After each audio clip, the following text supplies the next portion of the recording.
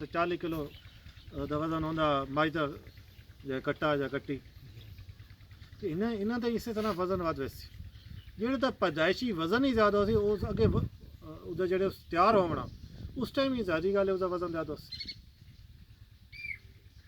ਦੂਸਰਾ ਉਹਨਾਂ ਨੂੰ ਸੰਭਾਲਣਾ ਆਸਾਨ, ਜਿਸ ਟਾਈਮ ਸਾਰੀਆਂ ਇਕੱਠੀਆਂ ਸੁਣੇ ਸਾਨੂੰ ਪਤਾ ਇਹ ਸਾਰੀਆਂ ਬਣੀਆਂ ਇਹਨਾਂ ਦਾ ਇਸ ਫਲਾਂ ਮਹੀਨੇ ਜਾ ਕੇ ਸੁਣਾ ਤੁਹਾਡੇ ਘਰ ਵਾਲੇ ਤਿਆਰ ਹੋ ਸਨ, हर बंदा तैयार हो सी। जिस तरह डॉक्टर साहब दसते बेटा मैं तो कुत्ता की मिसाल दे बड़े ज़बरदस्त तरीके समझाता था। इस तरह तो तैयार बैठे तो जनाब इस टाइम आना असा इन्हों का यह ख्याल करना तो उन्हें संभालना बहुत आसान होता।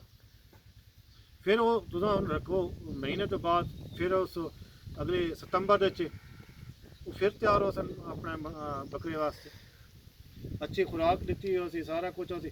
उस तो बाद बच्चे आ सन अगले फरवरी मार्च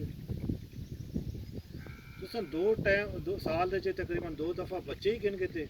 बच्चे जितने आए वो सेहतमंद आए। तीसरी गल है कि महफूज हो गए बच के बीमारियों तो।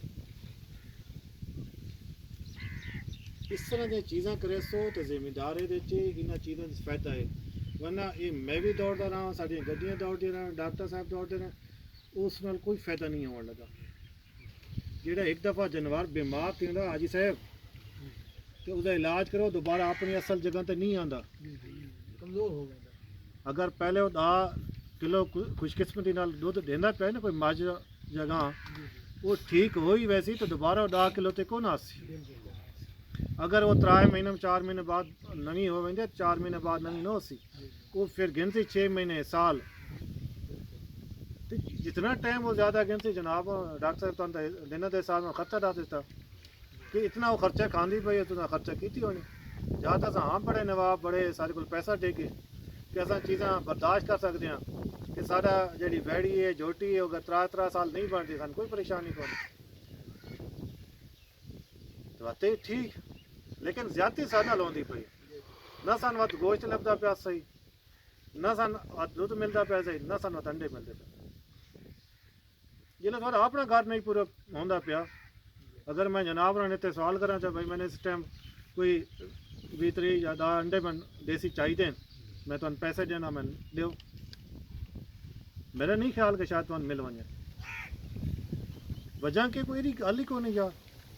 इन्हें देहातों के इस खुले मैदानों के इन्हें हवेलियों के मुर्गियां रखना केड़ा कोई मुश्किल काम है। मुर्गियां रखो उन्होंने सिर्फ 2 ही गल्लां जुड़ियां मुर्गियों के मैं आता 3 बीमारियां ने देसी मुर्गियों दी। पहली बीमारी है रानी खेत वाली जिले बीमारी आते पूरे इलाका खाली कर रहे उस तो बचने वास्ते एक ही काम है लेसोटा वैक्सीन सारे को मौजूद होंगी है सारे हस्पतालों के सारे अमले को वो उन्होंने को गिनो चाह वो तुम वो तरीका समझा रहे सन। सारे जितने नाल वाले डेरे ने अपने घर हैं उन्होंने सारे दस दो भाई रात सवेरे मुर्गियां नहीं करनिया ढक के रखो ना वो जियां दवाई तैयार थी हो सारे अपने थोड़ी गिनते हो अपने इलाके अपने घरों से जान पिलाओ उन्होंने सामने रख दे सो दाने पा दे सो मुर्गियां पानी पींदियां रह से उन्होंने फांसी टिके हो वैसे। रानी खेत ये अगर महीने हर महीने की रखो या दूसरे महीने ही करके नो ये रानी खेत वाली मुर्गियां च नहीं आवन लगी वो नहीं मरन लगियां। दूसरी बीमारी उन्होंने आ दी अक्सर उन्होंने पेट के कीड़े अंतड़ियां के कीड़े आ गए उस तो मुर्गियां मरदियां उसदा ही बेहतरीन हल है एक दवाई है पिपराजीन के नाम से पाउडर आता चने ने बराबर एक वही मुर्गी की खुराक है वो आटे च मिला के खवा दो कुछ भी नहीं होता उस ये भी 2 महीने बाद खुराक बना के दी रखो मुर्गियां बच्चियां रस। अगर ये दवाई अस्पताल तो नहीं मिलती नहीं मिलती तो इतनी महंगी ही कोई नहीं। डॉक्टर साहब जो पैकेट आता 100 ग्राम का कोई इतना महंगा नहीं वो पैकेट वाले वास्ते 10-15 मुर्गियां जाते घर च तो पूरे साल तो काफ़ी है। तीसरी बीमारी है वो महकमा कुछ नहीं कर सकता तुम आप हल से कटो तो तुम्हारी मुर्गियां। तीसरी बीमारी तो बच वैसे वो है बिल्ली खाओ या तुम्हारे घरों च मुर्गियां उसका असा कोई ना कर सकता।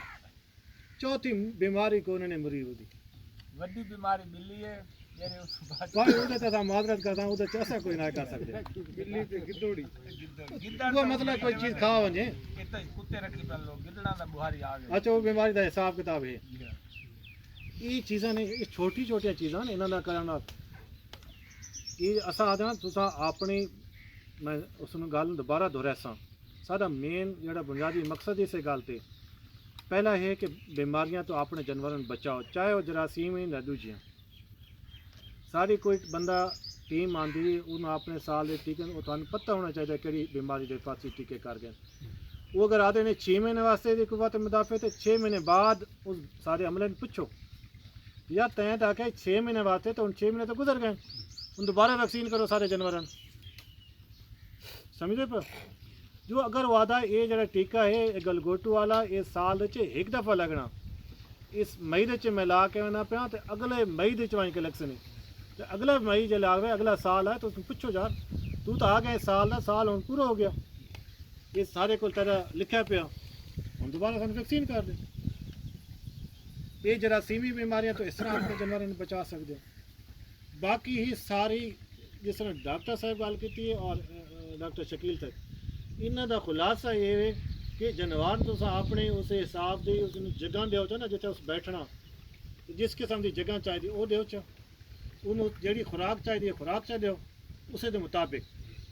ਇਹ ਨਹੀਂ ਅੱਜ ਹਾਜੀ ਸਾਹਿਬ ਦਾ ਦਿਲ ਤੇ ਗਿਆ ਦਾਣੇ ਪੈਣ ਡੇਰੀ ਤੋਂ ਬੱਚੇ ਗੰਦੇ ਮੁੰਨੇ ਕੌਣ ਸਾਫ਼ ਕਰੇ, ਚਲੋ ਬੱਕਰੀਆਂ ਨੂੰ ਪਾ ਦਿਓ ਜਾਨਵਰਾਂ ਨੂੰ ਪਾ ਦਿਓ, ਉਹਨਾਂ ਖਾਦੇ ਉਹ ਸਾਰੇ ਰਿਕ ਲੱਗੇ ਬਿਮਾਰ ਤੇ ਮਰਨ ਪੈ ਗਏ। जानवर अगर आदि कीता ने थोड़े थोड़े दाने खिलाते रहो वो आदि हो गया, बेशक खिलाओ। इस तरह की खल जिस तरह डॉक्टर साहब आते हैं गंदी खल खिलाती